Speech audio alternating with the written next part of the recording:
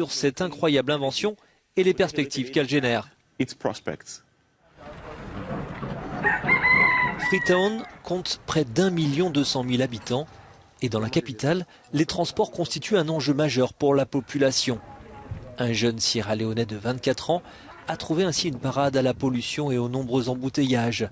Avec des matériaux de récupération glanés dans les magasins et même des décharges, Emmanuel Aliou-Mansere a fabriqué son rêve en inventant la première voiture roulant à l'énergie solaire construite à base de déchets et de pièces de récupération. J'ai l'habitude d'aller fouiner dans les décharges et chez les ferrailleurs pour trouver des matériaux usagés. Je les ramène à la maison, les modifie, les nettoie et les transforme suivant mes besoins. Cela m'a permis notamment de construire un générateur qui m'était très utile pour étudier la nuit. Selon Emmanuel, son goût pour l'innovation a commencé très tôt, dès l'enfance. Il a mis 3 ans pour construire cette voiture solaire. C'est juste une question d'imagination. C'est pour cela que j'ai surnommé cette voiture Imagination Car.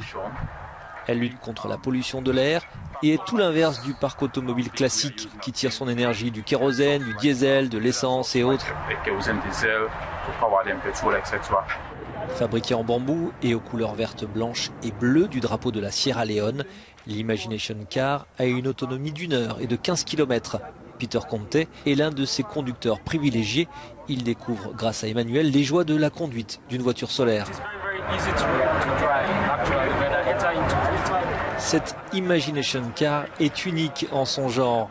Elle est vraiment très facile à conduire. Tout dans cette voiture imaginaire, Emmanuel, c'est vraiment beaucoup plus convivial. C'est une voiture incroyable.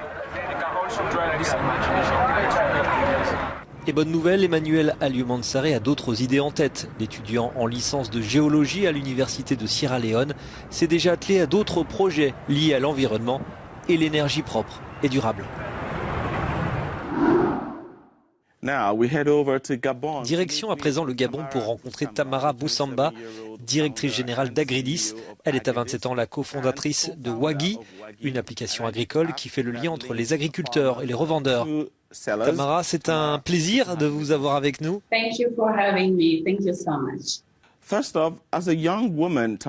Tout d'abord, pouvez-vous nous dire ce qui a motivé votre choix de l'agriculture commerciale ?